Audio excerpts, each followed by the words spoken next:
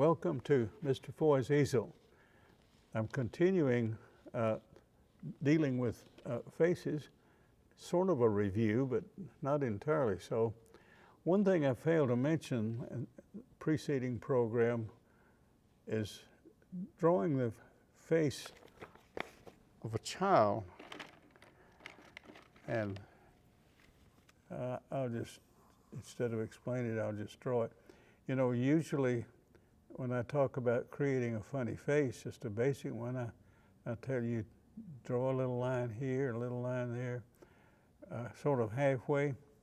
But in cartoons of children, it helps give the image of a child if you put the eyes down lower instead of right in the middle of the circle, like this little chap here. But I'll not bother to erase those lines, but that's something to keep in mind. It gives more of a youthful image if you keep the eyes down lower, and of course large and angelic, you might say.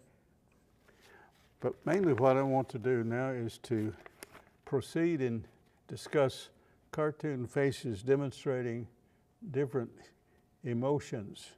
Well, let's begin with fright, being scared. Now,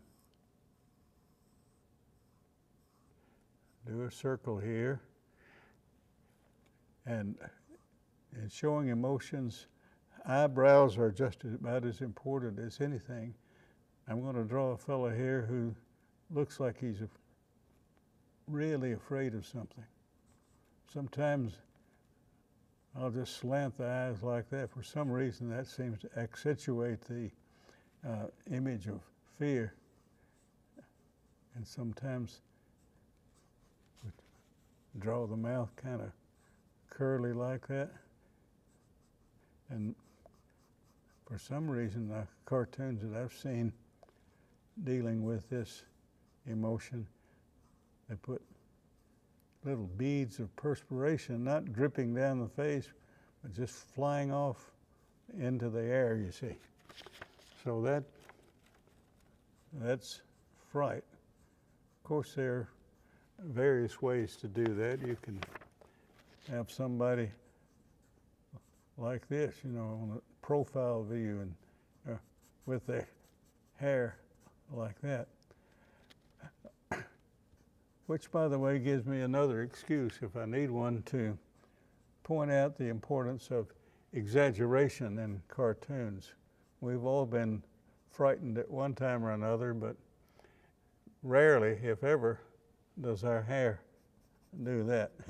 And there aren't any little lines coming out or globs of perspiration flying into the air.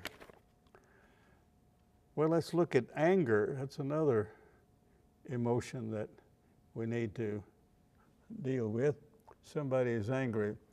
I'm going to draw two faces here. I'm not going to do this with every emotion that I cover.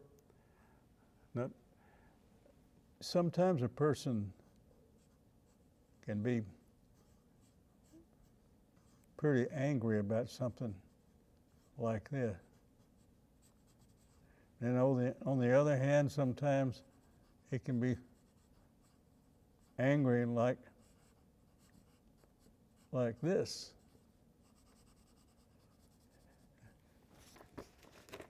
And so angry, in fact, that he's just really red in the face.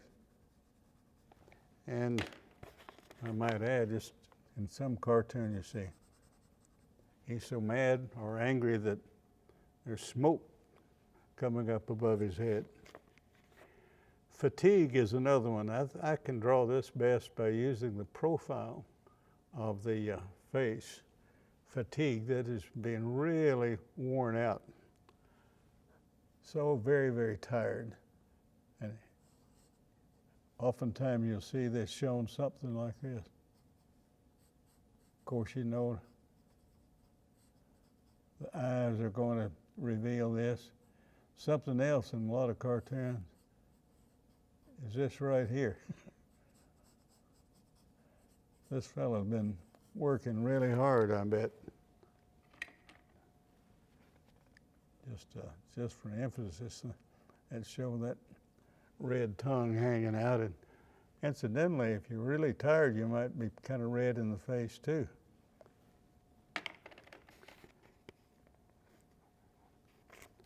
Well, now I want to keep on talking about faces, but I'm going to change gears a little bit and deal with faces of critters, animal cartoons. And in many cases, you can create these critter faces in a similar way that I showed you to do the human cartoon face. All right, let's start right here, and let's make a really black shiny nose on this one. You can tell already that's not going to be a person, and if that's what you think, you'd be right. You have to do a little bit of extra here with the jaws, but we've got a doggy. Well, it's time for a break, but we'll return in a moment and continue with our critters and their various facial expressions.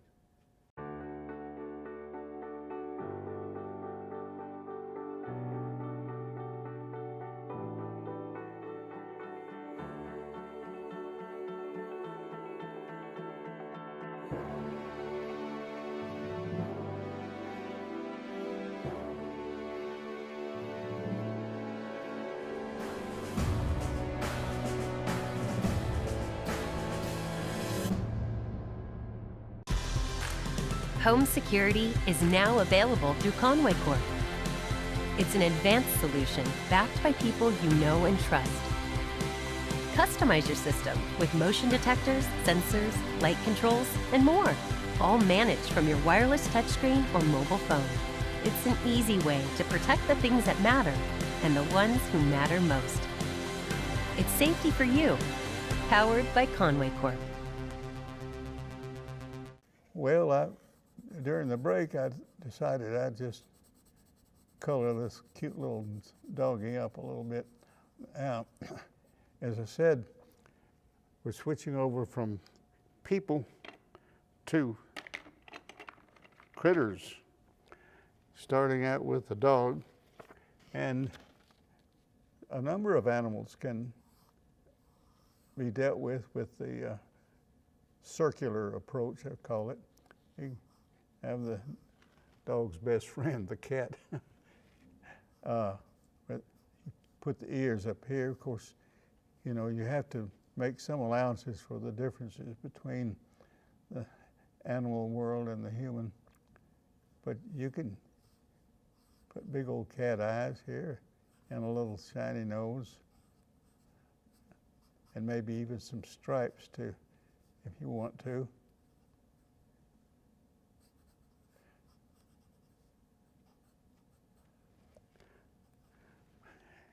And going on, pick out a few more examples. A pig.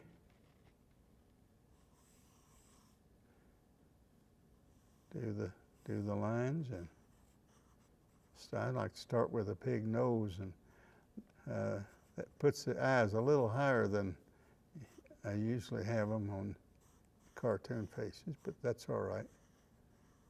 So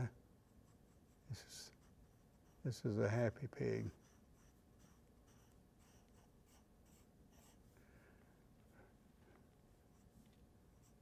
Remember, if you're working on these, when you're done, you erase the extra lines. I'm just not taking the time to do that now. When we get into the fowl country, that is birds, chickens, and so on, it's a little more difficult. I recommend that you use a circle like this, and then if you want to draw a barnyard rooster do the profile approach. Remember, I showed you that in the profile you show only one eye. And you have to just kind of wing it here, pardon the pun, but learn how to draw that beak and then finish the circle or alter it a little bit. And then you know the rooster has this comb on top of his head. And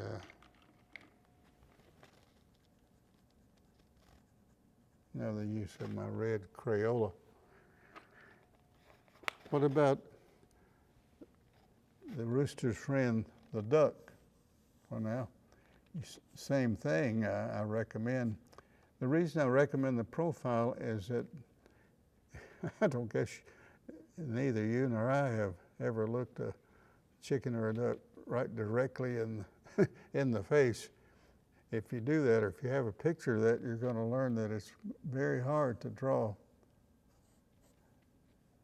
a purely frontal view of one of these critters. You just have to kind of experiment in doing the bill or the beak. I like to put a cap on my ducks.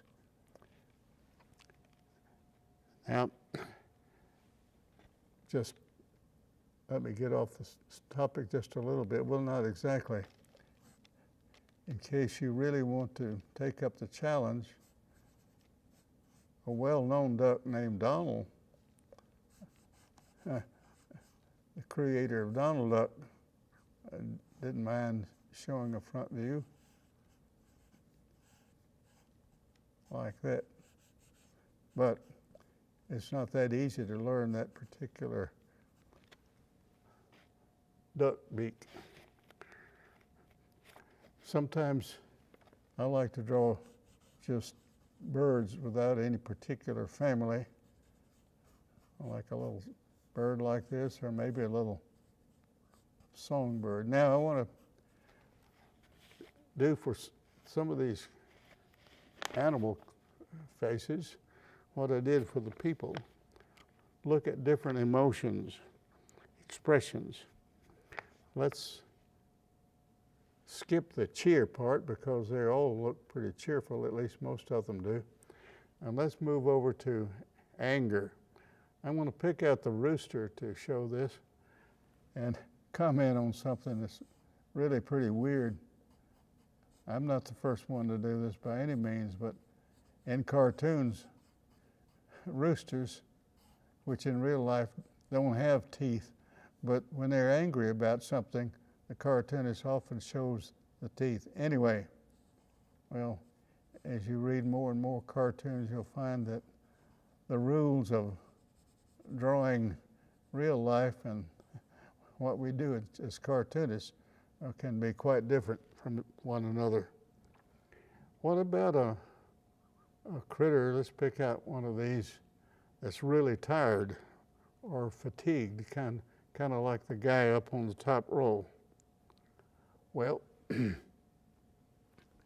let's just pick out, let's say, a dog.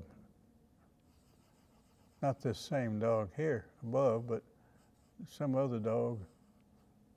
And a lot like this character up here, he's really pooped out, we say, and his tongue is drooping, and maybe instead of his tail wagging, it's kind of sagging too. Well, that's all the time we have for this edition of Mr. Foy's Easel. Remember, you can contact Mr. Foy's Easel at conwaycorp.com.